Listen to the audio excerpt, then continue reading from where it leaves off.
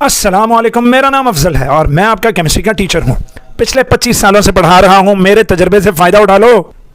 अच्छा बेटा, Avogadro's number का आज का हमारा टॉपिक है और उसके लिए मुझे चूंकि थोड़ा सा कॉन्सेप्ट पे बात करनी थी, तो मैं इस तरीके से यानी ऑटोमेशन के बजाय मैं डायरेक्ट यहाँ पर आपको लिख कर समझाना चाहूँगा ताकि हम इसको ईजिली समझ सकें। अच्छा, अभी मैं बुक डिस्कस नहीं कर रहा, बुक रीडिंग के लिए हम अगला जो है इसका पार्ट 2 वो बनाएंगे, ठीक है। तो इस वीडियो में मैं सिर्फ आपको कॉन्सेप्ट दे रहा हूँ कि एवोगाड्रोस नंबर है क्या, और जिसको ये कैलकुलेशंस आती होंगी वो बड़े आराम से पूरी की पूरी रीडिंग भी कर लेगा और उसको आसानी से याद भी हो जाएगा। और एक और बात जहन में रखनी है आपने कि अगर ये कैलकुलेशंस आपने लिखी हुई होंगी ना पेपर में और आप साथ उसकी कोई इंग्लिश वगैरह नहीं लिखते, तब भी आपके नंबर इस टॉपिक में पूरे आ जाएंगे, ठीक है। तो सबसे पहले हम एक एग्जाम्पल से स्टार्ट करते हैं। लें जी, मैं यहाँ पर कार्बन लिख रहा हूँ और कार्बन का मैं रिएक्शन करवाने लगा हूँ ऑक्सीजन के साथ। तो ऑक्सीजन के साथ बेटा मैंने ये सबस्क्रिप्ट में 2 लिखा है और ये जब आपस में मिल रहे हैं तो मैंने बनाई है, ये कंबस्शन का रिएक्शन किया है तो मैंने कार्बन मोनोऑक्साइड बनाई है। क्या बनाई बेटा? Carbon monoxide. अच्छा, जब हम एक इक्वेशन में सिंबल्स लिखते हैं तो अकेला सिंबल जब भी लिखा होगा तो उसको आप यही समझेंगे कि ये एक एटम है, इट इज़ एन एटम। अगर सिंबल के नीचे कोई 2 या 3 कोई इस तरह का नंबर लिखा होगा तो आपने उसको एटम नहीं, आपने उसको मॉलिक्यूल कह देना है, ठीक है बच्चों, आपने इसको मॉलिक्यूल कह देना है। तो यहाँ भी 2 अदद एटम्स हैं तो ये भी क्या है, ये है मॉलिक्यूल। डन। अच्छा, अब आपने इक्वेशन की बैलेंसिंग पर ध्यान देना है ना। What is balancing? Balancing is what कि जितने एटम्स एरो से पहले जो चीज़ें होती हैं उन्हें हम रिएक्टेंट्स कहते हैं और एरो के बाद जो चीज़ें होती हैं हम उन्हें प्रोडक्ट्स कहते हैं। तो रिएक्टेंट्स कौन है जो रिएक्ट कर रहे हैं और प्रोडक्ट्स कौन है जो नई चीज़ें हमारे पास बनी हैं। सो इस इक्वेशन में ना, what is equation? Equation is a short hand way of expressing a chemical reaction. तो बेटा यहाँ पर मैं लिख रहा हूँ कि कार्बन रिएक्ट्स विद ऑक्सीजन। यहाँ जो प्लस का साइन है it is indicating reacts with. So carbon reacts with oxygen and this arrow represents to produce, ठीक है, ये है टू प्रोड्यूस। तो जब भी आपने इसको पढ़ना है you will read in this way कि carbon reacts with oxygen to produce carbon monoxide. अच्छा, law of conservation of mass जो कि हमने स्टोइकियोमेट्री के चैप्टर के जो पहला वाला जो इसका था फर्स्ट पेज के इंट्रोडक्शन में कहा था कि लॉ ऑफ कंजर्वेशन ऑफ मास का जिक्र आया था। लॉ ऑफ कंजर्वेशन ऑफ मास के मुताबिक बेटा एटम्स या मॉलिक्यूल्स कभी ना तो नए बनते हैं और ना ही डिस्ट्रॉय होते हैं। तो मुझे क्या करना है कि मुझे नंबर ऑफ एटम्स को बराबर रखना है रिएक्टेंट्स और प्रोडक्ट्स में। तो अगर मैं यहाँ देखूँ तो यहाँ पर कार्बन सिंगल है, यहाँ भी सिंगल है, लेकिन इधर ऑक्सीजन 2 हैं। अब यहाँ मैं नीचे 2 लगा दूंगा तो वो कार्बन डाइऑक्साइड बन जाएगी, लेकिन मुझे बनानी है कार्बन मोनोऑक्साइड। तो जनाब मैं यहाँ पर ऑक्सीजन को सेटिस्फाई करने के लिए मैं यहाँ एक नंबर लगाऊंगा, वो नंबर यहाँ के सबस्क्रिप्ट से मल्टीप्लाई हो जाएगा। जहाँ पर कोई सबस्क्रिप्ट नहीं लिखा होगा दैट इज़ 1। तो ये कार्बन हो गया है 2 1s are 2 और ऑक्सीजन भी हो गया है 2 1s are 2, यानी कि ये वाला जो नंबर है ये सबके साथ मल्टीप्लाई होगा, ठीक है बेटा, ये अंदर तमाम चीज़ों के साथ मल्टीप्लाई होगा।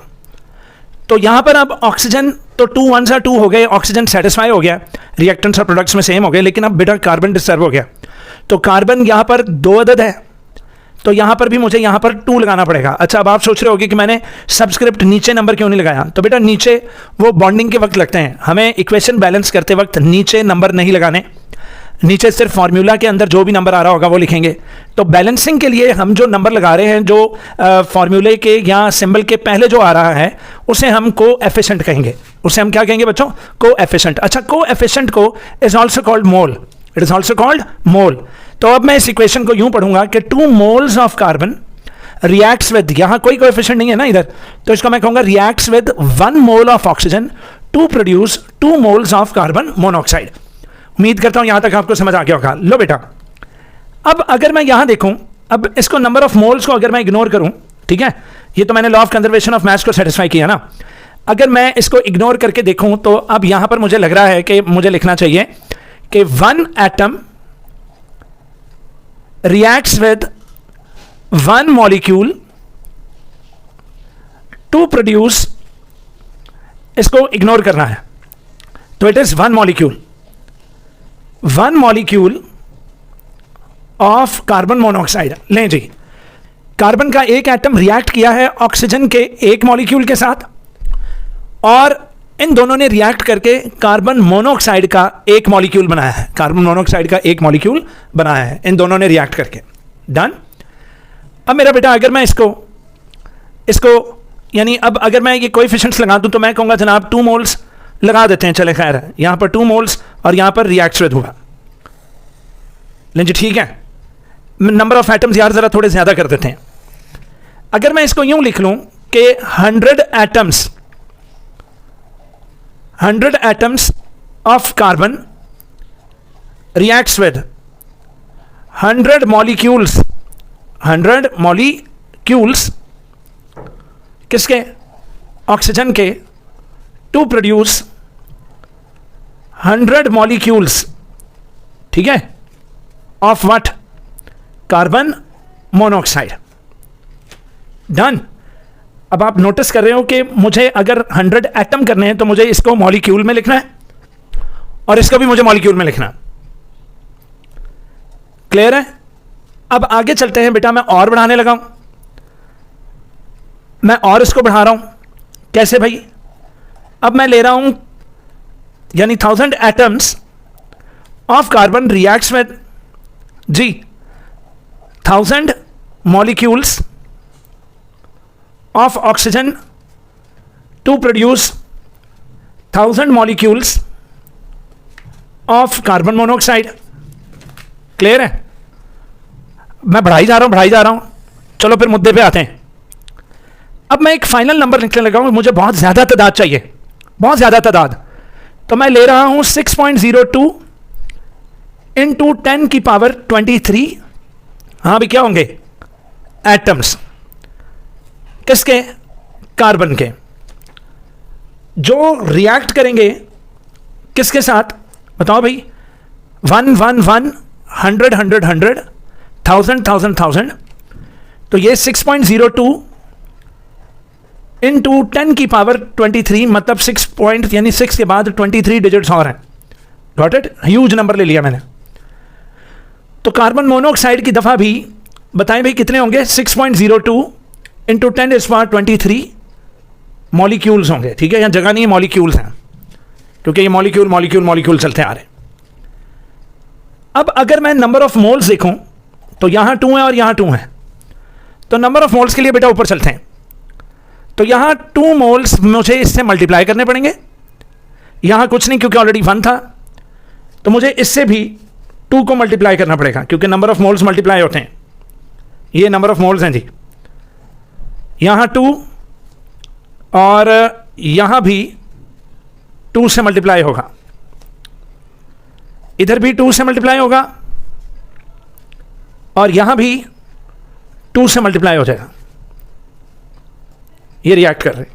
अब बेटा यहां भी 2 मल्टीप्लाई होगा इससे एटम्स, और यहां भी 2 मल्टीप्लाई होगा मॉलिक्यूल्स है। ठीक है, अब मैं इस इक्वेशन को थोड़ा नीट करके लिखने लगा हूं। इस इक्वेशन को लो बेटा, मैंने जरा पेपर बड़ा ले लिया ताकि आपको ज्यादा क्लियर कट समझा सकूं। तो 2 moles of carbon reacts with 1 mole of oxygen to produce 2 moles of carbon monoxide। 2 moles of carbon monoxide।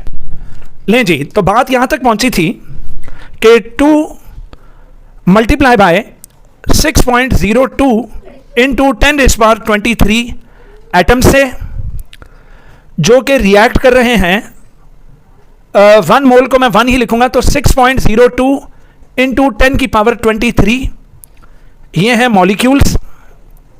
तो ये आपस में रिएक्ट करके बना रहे हैं 2 मल्टीप्लाई बाय 6.02 इंटू 10 की पावर 23 मॉलिक्यूल्स। डन। अब मेरा बेटा अगर मैं एक एटम का एटॉमिक मास लिखूं, साथ क्या लिखूं? Atomic mass. देखो मुझे ना ग्राम्स में इनकी वैल्यू निकालनी है। किसमें? ग्राम्स में। भाई मैंने फैक्ट्री खोलनी है और फैक्ट्री में मैंने कार्बन मोनोऑक्साइड बनानी है। अब मुझे ये एटम्स तो बहुत छोटी चीज़ें यार, एटम्स और मॉलिक्यूल्स। भाई मुझे ग्राम्स में क्वांटिटीज़ बताओ कि मैं कितने ग्राम कार्बन मंगवाऊं, मैं कितने ग्राम ऑक्सीजन मंगवाऊं, ताकि मेरे पास कितने ग्राम कार्बन मोनोऑक्साइड बने, और इसी का नाम स्टोइकियोमेट्री बेटा। स्टोइकियोमेट्री में we calculate the amounts to react, we calculate amounts to react. और बार बार इस चैप्टर में हमने पढ़ा है कि इंडस्ट्रीज स्टोइकियोमेट्री यूज करती है in order to calculate the grammage, in order to calculate the weights, in order to calculate the masses of the reactants. Got it? लो अभी सुनो, अब मुझे ग्राम्स में चाहिए यार, तो ग्राम्स में इन्हें कन्वर्ट करने के लिए मुझे नंबर ऑफ मोल लिखना पड़ेगा, साथ मुझे ये एटम्स लिखने पड़ेंगे 6.02 इंटू 10 की पावर 23। अच्छा बेटा ये 2 मोल्स है ना, मैंने 2 को बाहर रखा हुआ है, तो 1 मोल में हमेशा इतने एटम्स होते हैं, तो मैं लिखूंगा 6.02 इंटू 10⁻23 एटम्स हैं जी पर मोल। ये देखो अभी ये मैंने क्या किया है, एटम्स पर मोल। अच्छा आपकी आसानी के लिए मैं यहां लाइन लगा रहा हूं ताकि हम लोग मिक्स ना हो। ले जी डन। तो ये कार्बन की डाटा मैंने लिख ली, 2 इंटू इतने एटम्स 6.02 इंटू 10 की पावर 23 एटम्स हैं। और ये याद रखें एक बंदा था जिसका नाम था अमीरो एवोगैड्रो, उसने ये बात साबित की थी कि 1 मोल में इतने एटम्स होते हैं। कितने? 6.02 इंटू 10 की पावर 23 एटम्स होते हैं। बेटा इसी तरह इसके भी 1 मोल में 6.02 इंटू 10 की पावर 23 मॉलिक्यूल्स होंगे पर मोल। डन। और मेरे बच्चों इसी तरह सेम यूं ही ये मैं नंबर ऑफ मोल्स को मैं सेपरेट कर रहा हूं, 2 मोल्स हैं, लेकिन इसके अंदर तो मैं 1 मोल की कहानी लिखूंगा ना, तो 1 मोल में 6.02 इंटू 10 की पावर 23 मॉलिक्यूल्स हैं पर मोल। डन। लो बच्चों मुझे एटम्स तो नहीं ना चाहिए भाई, मैं बार बार कह रहा हूं मुझे एटम्स या मॉलिक्यूल्स नहीं, मुझे ग्राम्स में फिगर चाहिए, ग्राम्स में। तो बेटा अब इसके लिए एक ट्विस्ट आने लगा। वो ट्विस्ट ये है कि मैं करूंगा ये इसके नंबर ऑफ मोल्स को मैंने लिखा और उसके बाद मैंने लिखा number of particles present in 1 mole that is 6.02 into 10 की पावर 23 एटम्स पर मोल। और बेटा मैंने इसको मल्टीप्लाई कर दिया है किससे? कार्बन के एटॉमिक मास से। Atomic mass of carbon is 12 AMU। 12, अब ये क्या है भाई 12 AMU, तो जी हां 12 मास है, AMU लिखा 12 A। अच्छा अब ये 12 AMU मास है एक एटम का, तो इसका 12 का यूनिट बनेगा AMU पर 1 एटम, तो ये एक एटम का AMU बन गया। डन। अब इसी तरह अगर मैं इसको देखूं तो इसका आएगा 6.02 इंटू 10 की पावर 23, ये आ जाएगा जनाब मॉलिक्यूल्स पर मोल मल्टीप्लाई बाय ऑक्सीजन। बेटा एक ऑक्सीजन के एटम का 16 है, तो 2 अदद एटम्स जब आपस में मिलेंगे तो 16 प्लस 16 32 बन जाएगा। ठीक है, एक ऑक्सीजन के एटम का 16 है, तो 16 प्लस 16 तो इज इक्वल टू 32। तो याद रखें ऑक्सीजन के मॉलिक्यूल का जो मॉलिक्यूलर मास है वो होगा 32। क्या होगा? 32। तो this is 32। Now 32 what? AMU पर मॉलिक्यूल, तो एक मॉलिक्यूल का मास 32 है। ले जनाब यहां आ जाए तो यहां भी इसी तरह ही है, 2 लिखेंगे और 6.02 आ जाएगा इंटू 10 की पावर 23 आ जाएगी। और यहां पर मॉलिक्यूल्स 1 मोल में, और यहां पर मैं इसको मल्टीप्लाई करने लगा हूं। कार्बन का बेटा मास 12 होता है, अभी आपके सामने कार्बन का 12 था, तो ऑक्सीजन का होता है 16, तो कार्बन 12 और ऑक्सीजन का 16, 6 + 2 8, और यहां पर ये 28 आ गया, तो यहां मैं लिखने लगा हूं 28 AMU पर मॉलिक्यूल, एक मॉलिक्यूल। चलो अब इसको सिंप्लीफाई करते हैं बेटा। वो सिंप्लीफिकेशन कैसे होगी? सिंप्लीफिकेशन ये होगी कि ये देखो यहां ऊपर एटम है, यहां नीचे एटम है बेटा, तो इसको कट कर दो, एटम से कट ऑफ हो गया। यहां भी मॉलिक्यूल से कट ऑफ हो गया, और यहां भी मॉलिक्यूल से कट ऑफ हो गया। अब अगर मैं इसका यूनिट डिसाइड करूं कि इसका जनाब यूनिट क्या है, तो यूनिट होगा इसका 2 मल्टीप्लाई बाय 6.02 इंटू 10 की पावर 23 मल्टीप्लाई बाय 12। बेटा ऊपर बचा हुआ है AMU और नीचे बच जाएगा मोल। तो इसका यूनिट बन जाएगा AMU पर मोल। डन। इसी तरह अगर मैं यहां देखूं तो यहां बन जाएगा 6.02 इंटू 10 की पावर 23। अच्छा, मॉलिक्यूल मॉलिक्यूल से कट गया तो यहां मल्टीप्लाई बाय 32 और फिर आ जाएगा क्या भाई, AMU पर मोल। हाँ भाई, इसका क्या बनेगा बताओ, 2 multiply by 6.02 into 10⁻23 multiply by 28। Done. और फिर आ जाएगा AMU पर मोल। लो जी यार, ये किस खेल में पड़ गया हूं भाई, ग्राम कब आएगा, ग्राम। तो सुनो फिर, अब आज एक रिलेशन याद रखना, वो रिलेशन मैं यहां लिख रहा हूं, मैं रिलेशन यहां लिख रहा हूं, ठीक है। ये मेरे बच्चों ने याद रखना है कि 1 ग्राम में 6.02 इंटू 10 की पावर 23 AMU होते हैं। वे ये मैं क्या देख रहा हूं, ये भी एवोगाद्रो नंबर है।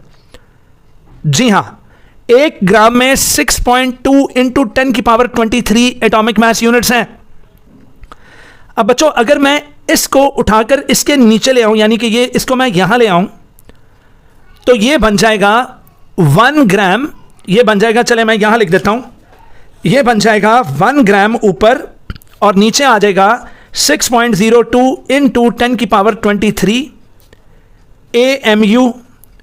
बच्चों, ग्राम्स में कन्वर्ट करने के लिए मुझे इन वैल्यूज को इसके साथ, इस रिलेशन के साथ मल्टीप्लाई करना पड़ेगा, इस वाले रिलेशनशिप के साथ मुझे मल्टीप्लाई करना पड़ेगा। यानी 1 ग्राम के नीचे मैं इसको यहां ले आऊंगा तो ये हो जाएगा 1 ग्राम ओवर 6.02 इंटू 10 की पावर 23 AMU। चले आए फिर करते हैं भाई। तो अब ये लंबी चौड़ी इक्वेशन बन जाएगी, 2 मल्टीप्लाई बाय 6.02 इंटू 10 की power 23 multiply by 12 AMU over mole. अब मैं इसको लो बेटा, मैंने पेन पकड़ लिया क्योंकि राइटिंग अच्छी नहीं थी आ रही, माफ़ करना, इतनी देर बाद मुझे ख्याल आया। खैर भाई, अब मैं इसको मल्टीप्लाई करूंगा इस वाले रिलेशनशिप के साथ, ठीक है, इस वाले रिलेशनशिप के साथ। तो मैं अब इसको मल्टीप्लाई करने लगा हूं। ये सारा मैं इसलिए कर रहा हूं कि किसी तरीके से वैल्यू ग्राम्स में आ जाए। तो multiply by 1 gram over 6.02 into 10 की पावर 23 AMU। चले आए भी कटिंग करते हैं, AMU ऊपर भी AMU नीचे भी, तो ये कट ऑफ हो गया। AMU ऊपर भी AMU नीचे भी, अरे ये भी चीज कॉमन है। 6.02 इंटू 10 की पावर 23 भी कट ऑफ, 6.02 इंटू 10 की पावर 23 भी कट ऑफ। तो फिर क्या बचा, इस सब में सिर्फ ये चीजें बची हैं। एक 12 बचा है, एक बचा है ग्राम, और डिवाइडेड बाय क्या बचा है, मोल। तो आंसर आ गया 12 ग्राम पर मोल, यानी 1 मोल में 12 ग्राम। तो इक्वेशन के बाहर हमने क्या लगवाया हुआ था, 2, तो 2 मोल्स में आंसर, अब मैं इसको सॉल्व करूंगा तो ये हो गया 24 ग्राम्स। कितने ग्राम्स, 24 ग्राम्स। डन। अब आइए, अब इसको मल्टीप्लाई करते हैं, इसको भी ग्राम्स में करना है।